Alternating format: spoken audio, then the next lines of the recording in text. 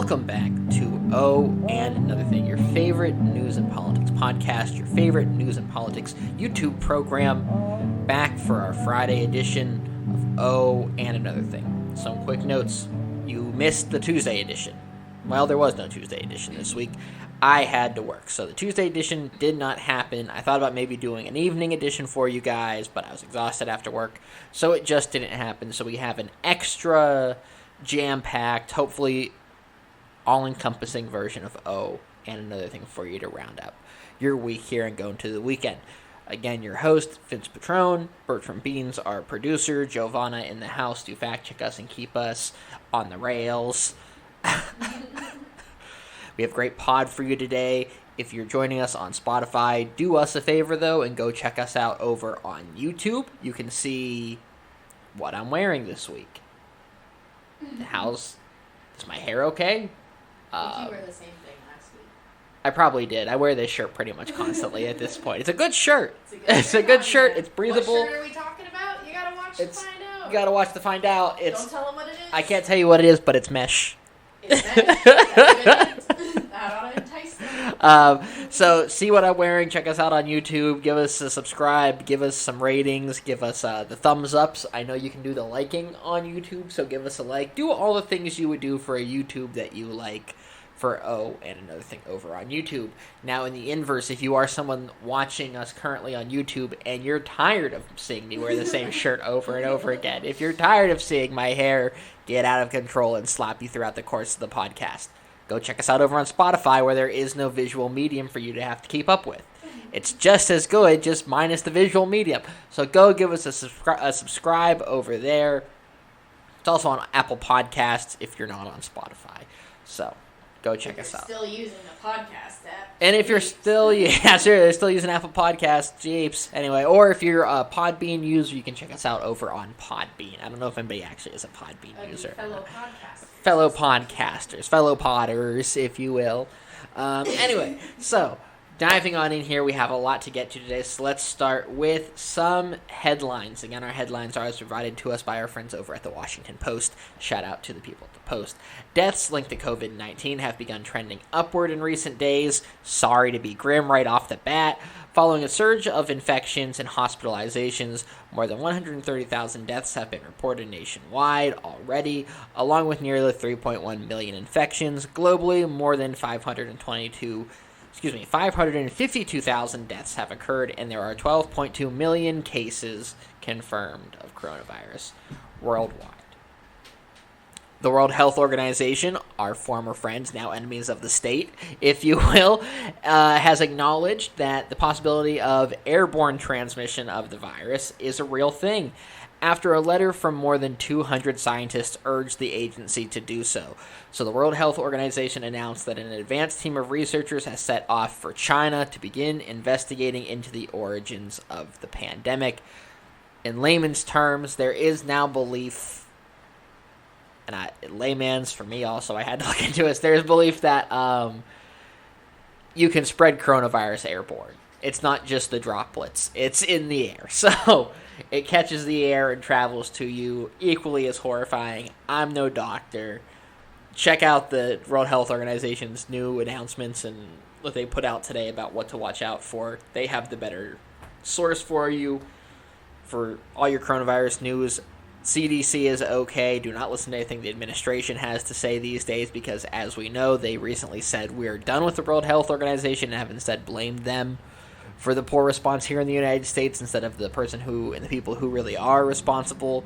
So again, we no longer have a relationship with the World Health Organization, technically speaking. Just because the government doesn't pay to be part of the World Health Organization doesn't mean you shouldn't listen to the World Health Organization. If you are just a regular person who needs someplace to get their coronavirus news, what to do, what can I do to be safe, still go to the World Health Organization. They're still the experts. The CDC are still the experts. A little politically motivated these days, but who isn't? So keep listening to the World Health Organization. Just because the president doesn't want to pay for them anymore doesn't mean we can't listen to them. It's a shame because now the World Health Organization will be lacking some of their largest funding. I believe we are the largest funding part of the World Health Organization. It goes us, then China, so now it's just China. and everybody else in the World Health Organization, so we are seeing ourselves diminished on that stage too, so shout out to America First. President Trump on Thursday said that Tony Fauci, shout out to Dr. Fauci, the nation's top infectious disease expert, has made a lot of mistakes. Did he have examples? And sometimes you can tell when I'm first reading these headlines. I didn't read this one first, and I read it, and I was like, oh, that's really, really good. That's a really good... After Fauci said states facing major virus outbreaks should seriously look at shutting down again. So the president pretty much said, don't listen to Fauci because he's already made so many mistakes along the way. In an interview published Friday, Fauci said that Trump's assertion that 99% of coronavirus cases are harmless is obviously not the case, and you don't need to be a doctor to know that is obviously not the case. Really funny thing here is that the president, who for the past 4 months, 5 months now perhaps, has fought against doing the simplest form of stopping the spread of the virus, and that would be to wear a mask and to just put a mask on and control his own pellets and inspire people to control their own spittle pellets and control the 33% of people that still listen to Donald Trump religiously. If he hadn't have fought that, we'd be in a much different place now. So it's really funny to see him telling the person who has been doing everything they can to keep us from falling into a black hole of coronavirus that they're the one making the mistakes and we shouldn't listen to them advising us to shut down. That's quite a statement for the President of the United States right there. In more reopening news, where are we at here? So there's debate over school reopenings, which we'll talk about later on, so I don't want to spoil too much. But Governor Ron DeSantis compared going back to school and allowing people to go to Home Depot as being one and the same thing. It's a ridiculous thing, but we'll talk about it later on in the podcast. Michigan Governor Gretchen Whitmer said that she does not intend to send kids back to school in the fall. Governor of Michigan said she doesn't expect there to be kids back in the fall. I know New York City has said that they'll probably do 2 days a week in class, 3 days outside of class. It's just the reality of the situation. And we have more about it later on in the podcast. And Disney is set to reopen. Before we get there, Gretchen Whitmer has also this week put in a mandate for all businesses that they are not to serve anybody in their establishment who is not wearing a mask. If you go in and you're not wearing a mask to any business, they're allowed to turn you away, because if they don't turn you away, they could lose their business license, and the person not wearing a mask could also face, where is it at? Where is it here? Temporary suspension of license while individuals face misdemeanor charges, but no jail time. So, misdemeanor charges for those of you not wearing masks in Michigan. Pay the F attention. All right, diving back in here. And Disney is set to reopen its theme parks, Magic Kingdom and Animal Kingdom, despite the surge in cases in Florida. Healthcare workers in the state say the situation is dire and that hospitals are overfilled and understaffed. So, perfect time to be opening a theme park centered around bringing joy to millions of kids and their families. A great time to reopen the park. Okay. Anyway, diving on in now to some more. Oh, you just missed it. Bert just did a beautiful leap. The people at home didn't see it, but Bert leapt gracefully, elegantly into his production cube. So he's back from his break. He's back now, and he did it with an absolute flourish. So, woo! Anyway, diving on in here. Oh, we should talk about this. It's the one big thing that happened earlier in the week that people have been asking me about, and it's Kanye running for president. And I say to you, Kanye is not really running for president. I promise you that Kanye West is not a serious presidential candidate, so we should not be treating him as one. The fact that people have even been doing interviews with him to this point is so stupid. I don't want to hear where Kanye stands on anything politically right now. He has his right to his opinions. He has a right to his voice. He has a right to his... Did I say rice? I think you said right. Did I say voice? Right to his voice? I don't know. Well, he has a right to his voice, and he has a right to his vote, and his right to do whatever he wants. He has a right to run for president. However, Kanye West is not really running for president. He has announced no real platform. He has filed no paperwork. And just in the environment we are living in right now, I know a lot of people have been complaining about how there is no real chance for a third-party candidate to win an election, and that is true. It's pretty much built into our governing system that there is no real chance for someone outside of the two parties to run a successful political campaign, at least for major office on a national level, on a federal level, I should say. However, in this time that we're in now, where this election between Donald Trump and Joe Biden is so much of a being viewed through a lens of literally the entire democracy being at stake, I think any third-party voice would get drowned out by the majority of the majoring opinions, but especially one that will be such a joke as Kanye. Like, it will just be a joke campaign, and it might be fun to have Kanye around just to, like, throw some pizzazz into the two white guys arguing back and forth, but we know we're not going to be short on crazier or anything, because we have Trump running, so we're not going to be short on crazy things to be said. So there will be no real entertainment need for Kanye's part of this election. Is why I don't fully understand why he would even say he's doing it, aside from the idea that maybe he has an album coming out. But here's the other thing. I don't think he has an album coming out. I think he's actually maybe not mentally well. I think he might, like, people have said they really think he has, like... And I would buy that, too. Illness, or maybe he's, like, bipolar or something. Well, I know he's bipolar. We know he's bipolar. He's come out. He's been very open about his mental illness. We know he has mental illness. Yeah. But, I mean, doesn't mean he's just, like, being loony and crazy and announcing he's running for president. Like, oh, you think he might just be loony and he may just be announcing he's running for president because of... I don't know. It might just... I don't know if he's thinking clearly in doing this. Oh, I'm because, sure like he's said, not. If there's no album, like...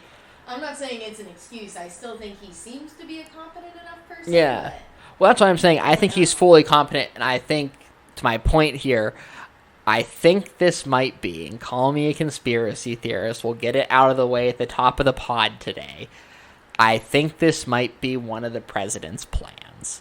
Hear me out. So a story broke this week where they looked into where the PPP loans were going. It broke that, and in the story I saw, the two that were brought up with most notoriety in this story, I think it was from The Hill, were Kanye and Jared Kushner's companies getting money. So Kanye got $2 million from the PPP loans. There's no reason for Kanye West to get $2 million from PPP loans unless he has a deal in place with somebody administering or in charge of the oversight of administering these PPP loans.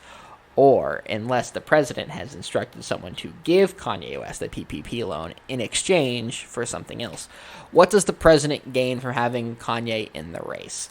Yes, there is the threat, that we've minimized it already because of the scope of this election, of the third-party candidate stealing votes from Joe Biden, weakening his shot of beating Donald Trump. In a scenario where Joe Biden isn't up 9 to 11 points in some national polling. And I'm not saying the polling is right and that we should believe every bit of polling that we've been given so far and that we should take our foot off the gas because of it. But in that theory, let's say Joe Biden really is, we'll go with the 538 average, is really 9.5 points up on Donald Trump right now. You figure a third-party candidate could be good for about 3% of the vote nationally. Maybe. In this hyper-partisan time, maybe he gets 3, maybe he gets 5% of the vote. That's not enough to close the window, even in the Electoral College race, to make it a problem for Joe Biden to have to worry about. It's not great that he's announced and there is that chance for those votes to be taken away from Joe Biden. I just don't see it happening, because then you also have to think about the same people that voted for Donald Trump. Reverse here. Clear your thoughts for a second. One of the groups that the Democratic Party lost in the 2016 election was the Obama-Trump voters. People who had voted for Obama who then voted for Trump because he was an outsider. What is one thing that Obama said that Trump voters probably agree with? And I know it's not the biggest deal in the world, but it's that Kanye West is a jackass. There's enough voters out there and people that care and pay attention that would also go along with the mindset of, yes, Kanye West is a jackass, Kanye West should not be president. So I don't think that he will make a splash in polling in this race. So it's worth noting there. But I think what is even more worth noting is that maybe there is something more to this, and maybe it's something that would be worth investigating. Why did Kanye West get a $2 million PPP loan? Why did we find out about it the week after he announced he was running for president? Why would he announce he's running for president? Could it be to steal these votes from Joe Biden? Could it be to take some heat off Donald Trump in the national news coverage where he's been getting absolutely slaughtered? These are real possibilities and real things that we know the president cares about. He cares about his image and winning re-election in 2020. Those are the two things he actually cares about. Having Kanye announce that he's running for president accomplishes both those things by taking some scrutiny off him from the press because people are talking about Kanye for a few days, and the impact it could have on the vote count satisfies two of Donald Trump's biggest things that he cares about. So there could be something more to Kanye getting a PPP loan than I think we're all giving credence to. We'll move on from it for now, because that is a big conspiracy theorist, no, but just keep your eyes out for that in the coming weeks. I bet we'll learn about some more with it. Diving on in, more on Joe Biden. Yesterday he announced his economic plan. We like his economic plan enough. And his economic plan that he just put out yesterday explains a lot about why it's been so hard for Trump's attacks to stick this election cycle. That's one of the big factors in why Joe Biden is up 9%. It's not because of lack of trying from the Trump campaign. They are trying. It's just that they're not succeeding to this point yet. So Biden announced his economic plan. It's called the Build Back Better plan, which is better than, I guess, a lot of other pieces of legislation are named. It's not the worst named thing in the world. Still a little corny, but Build Back Better at least sounds okay, and I think people will remember it. He announced a portion of the plan, and it's to spend $700 billion on buying American-made products and investing $300 billion. I wrote that wrong, excuse me. So he's pledging to spend $700 billion on buying American-made products overall, including the $300 billion for research. So he's pledging to spend $400 billion on American-made products while also investing $300 billion into, Jesus Christ, into researching new modern jobs, additional jobs for a growing workforce. So good news there. It's pretty basic. It's pretty standard economic policy, especially from a classic, like, moderate Democrat position. It's just standard economic policy. Investing in jobs, investing in union jobs, buy American products to invest in the manufacturing industry, making junk that's built from other junk that was made by American manufacturers and sold to American manufacturers. It's a way to keep the circle going of American-made goods. So that way we get the most economic value out of it in the country. It's simple. I don't know what the term is for it, but it's pretty simple economics, what his policy is calling for. It's the exact kind of economic plan you could expect to get from a Joe Biden type candidate, or just from Joe Biden himself, given his track record. It was created with the input of Bernie Sanders and AOC and Elizabeth Warren, which, given what was announced, those people being in the room may very well have just been to say, look, there were some progressives in the room when we came up with this. Makes no mention of a Green New Deal, changing economic system, abolishing capitalism, any of that stuff, which has been the attack this week against Joe Biden. They seem to believe, and by they, I mean Republicans and conservatives in the Fox News ecosphere, have found that for some reason they believe that their best bet is to do the traditional paint any Democratic candidate as a socialist or a communist route of campaigning. They went and they found that clip of Ilhan Omar talking about how we need to get rid of capitalism and how capitalism is kind of the link to all the bad parts of society. Like, if she had a speech or a rally or a campaign event where she was talking about capitalism and how if you look at capitalism, you can trace it back to pretty much the roots of every single bit of our inequality in our governing system today. It is true. It is not a false thing. It's very, very real. They don't want us to know that on Fox News. They don't want people hearing that, obviously, that capitalism is not the best way for us to go. It's what we're living in, and we're making the best of it. We're kind of trapped in it. It's not the best thing, though. So Fox News finds this clip of Ilhan Omar saying that, puts it together, and then tries to build the link between her and Joe Biden. Which, this is one of those attacks on Joe Biden that he is going to... The attack is that he's going to essentially hold the door open for socialists and communists to come in and take over the country. Which is also a major problem because the policies unveiled by Joe Biden do not relate to that, do not add up to that. Attacking him as the socialist Trojan horse, so to speak, sent by the Democratic Party to take over the government is just too strange to be true at a point. And people see that. People see that whenever they see Joe Biden's policies. They see that he doesn't support Medicare for all. He doesn't, he hasn't given full support to, again, the Green New Deal or a jobs program or federal housing authorities. Progressive policies that are the cornerstone of progressivism in the modern day. If he's a socialist, then what are we? Yeah, right, Japes. I'm glad you lingered for a moment for that one. It was really kind. Anyway, so the thing we keep saying on here is that Joe Biden is different for two major reasons from what... Okay, so this is all part of Trump trying to say, yeah, look how bad I am, but look at what they want to do. That was the plan in 2016, and it's the plan now still, because obviously we're in 2016, so why not go back to it? The thing that we keep saying here on Owen, another thing, is that Joe Biden is different for two major reasons. For one, and the shittiest reason of this is that he is, one, not a woman. Very shitty.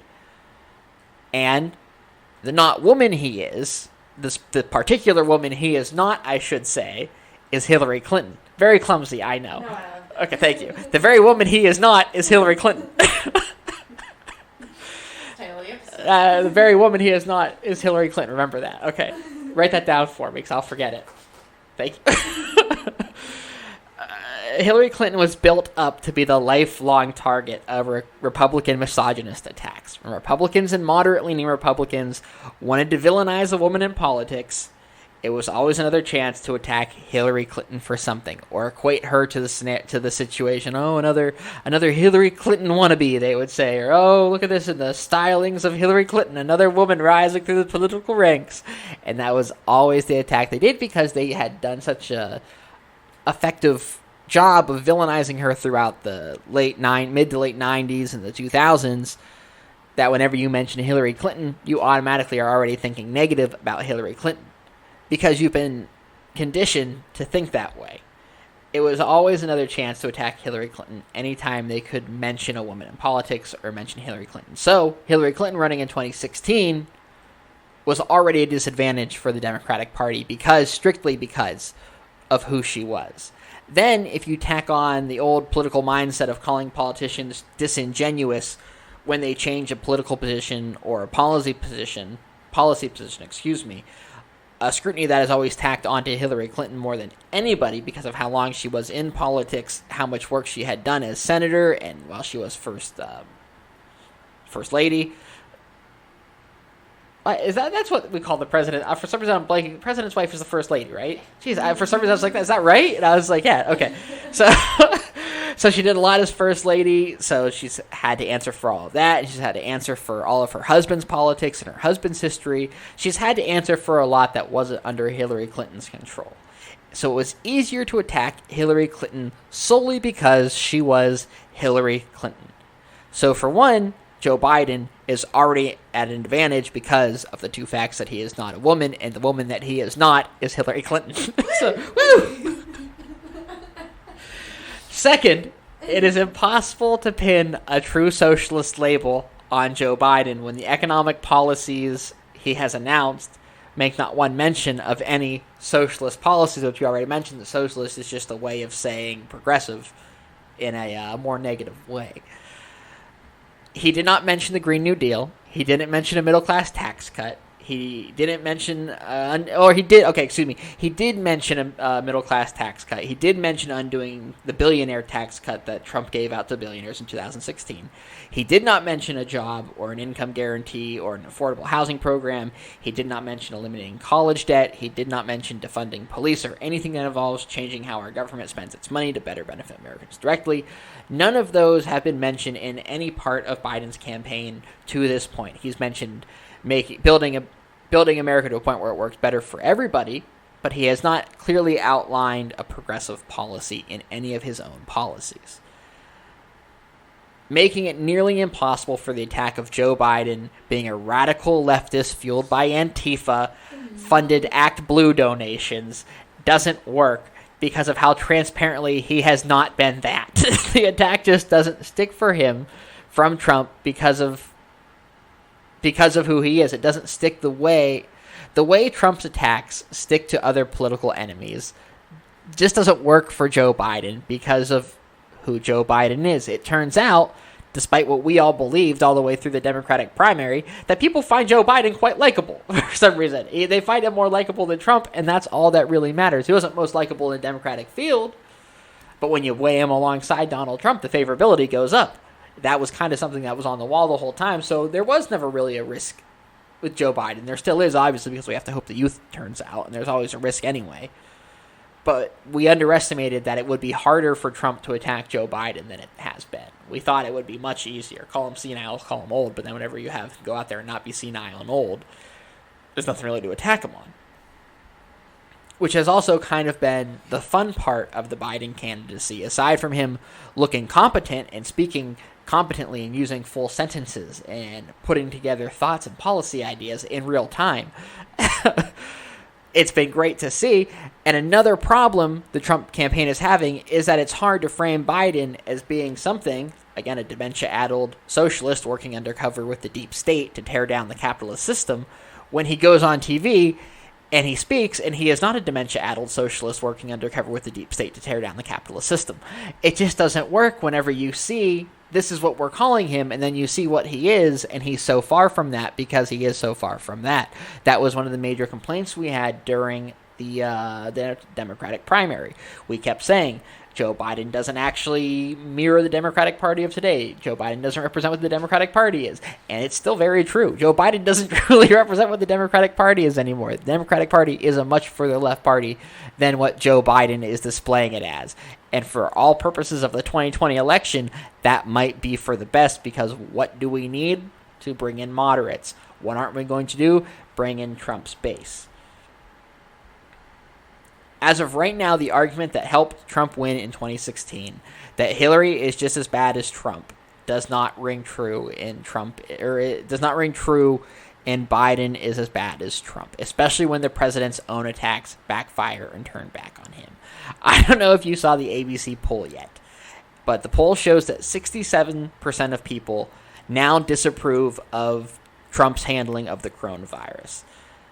67%. The power of the incumbent does not apply to Trump outside of his stands, which we need to talk about right now for a second at least. Get to the bottom line of the biggest issue with Trumpism is the stands, if you will. Kellyanne Conway went on TV this week and talked about how Trump voters would crawl through broken glass to vote for him. That's a real quote from her. She said they would crawl through broken glass to vote for him. That's not good. That's not the dream. Okay, it is the dream of every politician.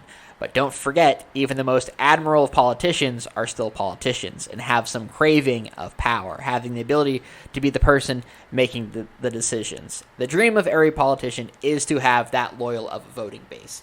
That is every politician's dream.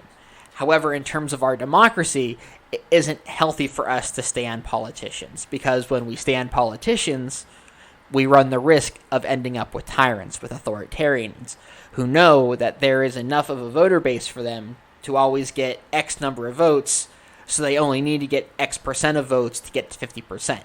That's just the math that these people do. That's how running for office works. You know you have to get to 50%. You see how much of a base you have, and you see what you have to get out of your moderates. You see what you have, where you have to move to pick up moderates, where you have to move policy-wise to bring in people that are maybe further right-leaning than you are, or left-leaning but not that far left. You see where that middle ground is that you can actually work with in an electoral setting. They want to shed the scrutiny that would make it hard to hold that base, for that base to hold them accountable. So that gives us the 33% of people that still think Trump is doing a satisfactory job in the coronavirus. Last week, a story came out that the Trump administration wanted us to start getting ready to just live with the coronavirus. It's you remember this, the New York Times had the story that said it's time for us to just live with it. It's here. It's here. We aren't doing anything about it. Deal with it on your own, in your own communities. Fuck it. We're out of here.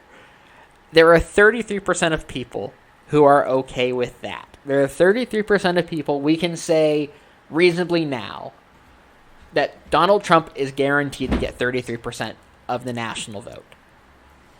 But you should also say that those 33% of people are probably people living in places where it's not as bad, so it's not affecting them as bad. So, of course, they're fine with it. But when it inevitably continues to get worse, because it already is getting worse in these places that were fine in the beginning, you know, can he count on those to say the same when people in Arizona who experienced a 250% increase between May and the end of June, are they still going to be okay with that when that 250% increase jumps up to like 500%? Well, that's where the 33% comes in. I think that's his floor. I think whenever we find out that like there's 33% of people, but I think the floor will go down further. You think it goes I think further? Those remaining people are probably a lot of people who haven't been affected by it yet. But I see what you're saying. If those people are as reckless as we know they are and choose not to wear masks because the president told them that it's fine and they should just live with it. So do you think 33% could still be high for his floor? I still think that's a high floor. Yeah, I think it's going to go down lower. Okay, well that's wishful thinking, I think. I think that's good thinking, though. I like it. It's just wishful.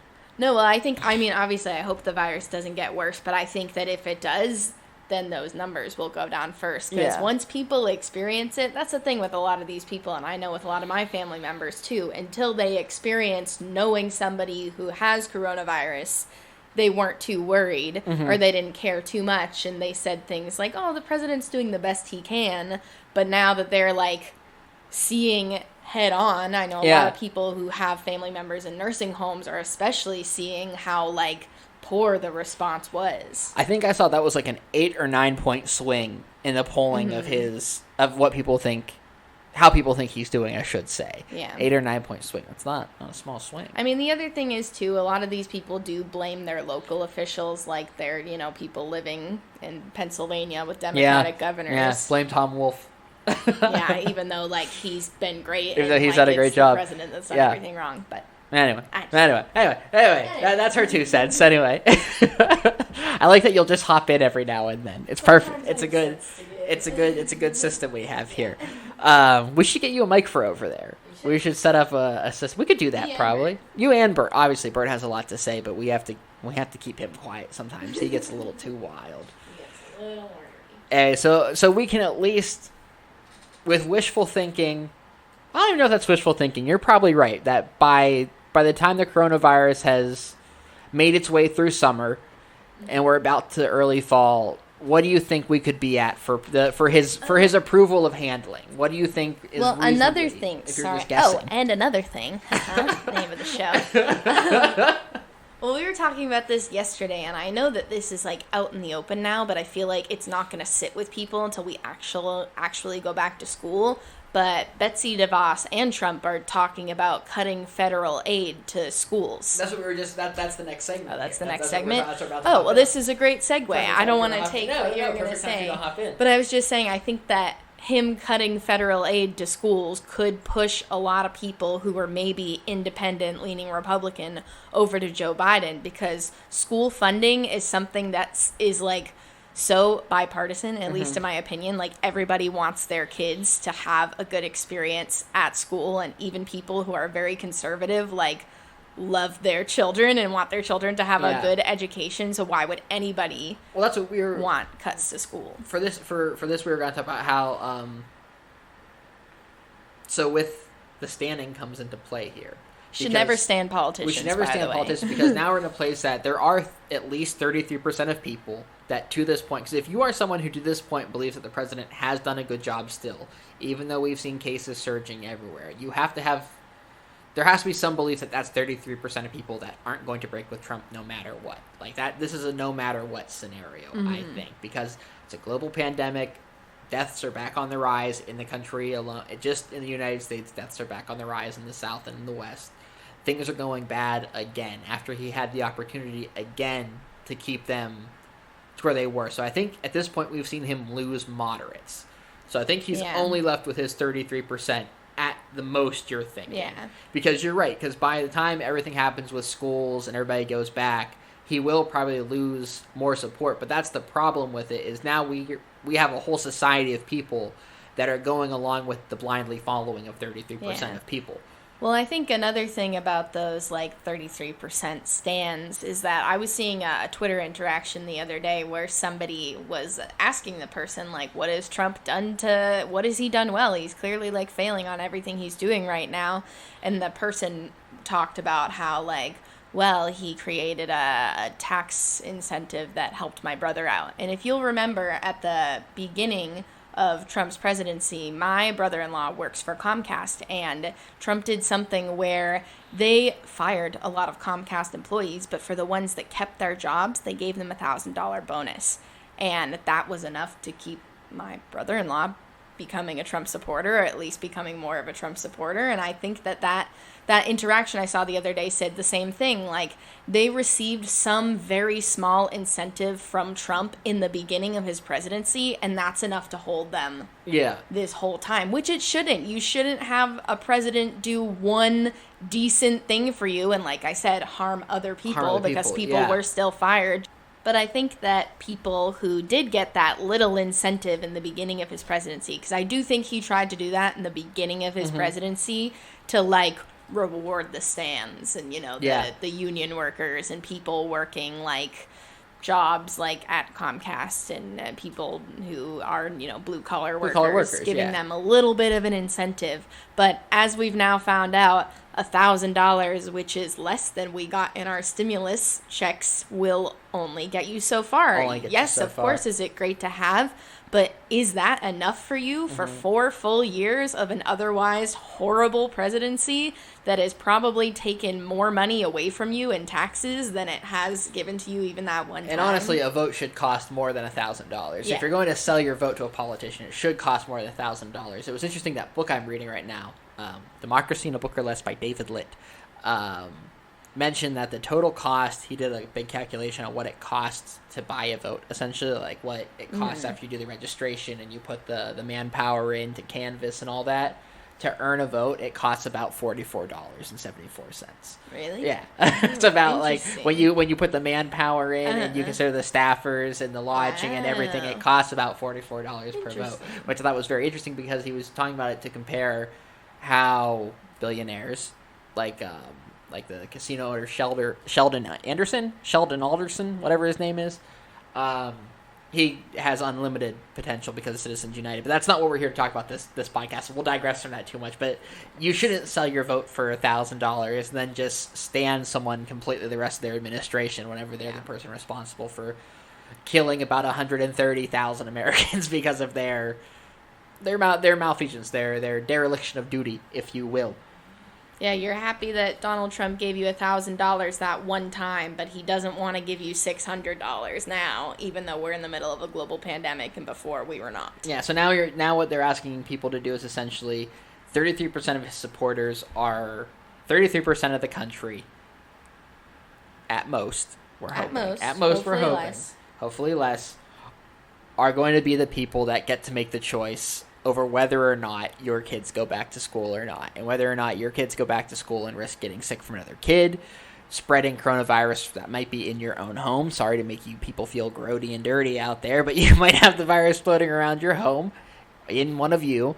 They give it to a teacher. That teacher goes and gives it to their family.